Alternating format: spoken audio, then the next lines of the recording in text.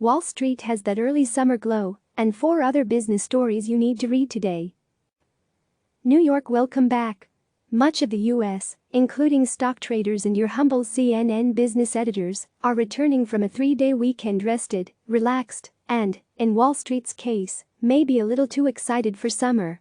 Here's what you might have missed if you're hungover tired from long days in the sun at a safe distance from strangers. Everybody hurts. If you didn't spend your weekend staring at news alerts on your phone, you might have missed one of the most high-profile bankruptcies of the corona crisis. Hertz, the 100-year-old rental car company that also operates the Dollar and Thrifty brands, filed for bankruptcy late Friday night. The company was already buckling under a mountain of debt, and when the pandemic hit, rentals plummeted. Big picture, the U.S. travel and auto industries are in deep trouble. Rental car companies like Hertz and rival Avis get 2/3 of their revenue from their airport locations, which are now veritable ghost towns as air travel tanks.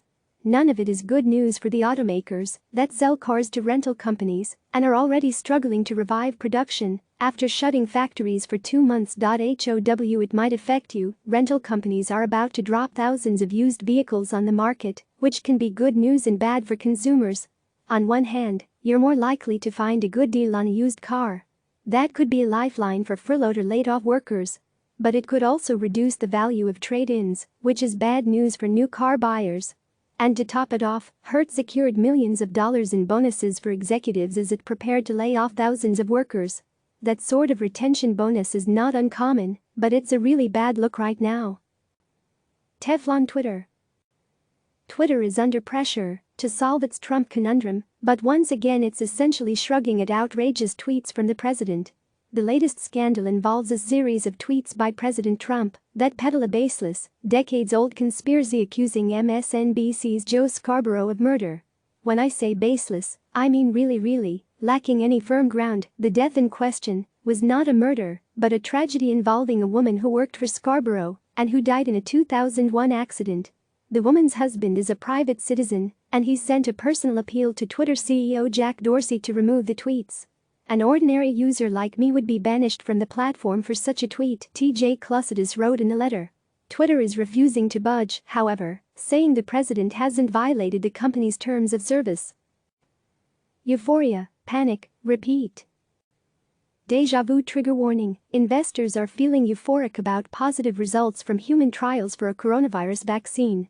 Honestly, could have copy and pasted that sentence from a week ago when the exact same thing happened. They're also encouraged by signs that consumer spending is coming back for the summer. Although news of packed beaches and an uptick in travel over Memorial Day weekend may have given the economy a boost, it comes with obvious public health risks that investors may not be accounting for. Citigroup has an actual panic euphoria index that has flipped into euphoric territory, which has historically been a contrarian indicator suggesting weaker performance ahead.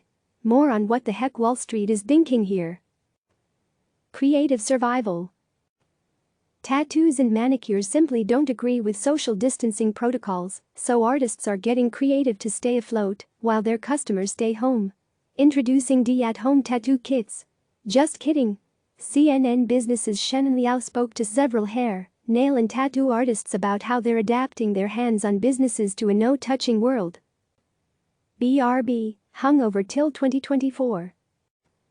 We already know you're getting boozy at home more often, and honestly, not going out to bars has probably been a blessing for your bank account. But with bars and restaurants closed, music festivals and most non-essential travel cancelled, sales for the alcohol industry as a whole are tanking. Global sales will likely fall 12% this year, after growing slightly last year. According to a firm that tracks alcohol sales, the 2020 pandemic is hitting sales even harder than the 2008 financial crisis. Unlike your occasional Tuesday night benders, however, the hangover for the industry may last years. In other news, Sandwich Wars update, don't discount the Colonel. Streaming Wars update, don't discount HBO Max. Xbox aims for another hit with Minecraft Dungeons launch. Airdon hosts are selling off their properties as demand evaporates. Click subscribe to receive the latest news.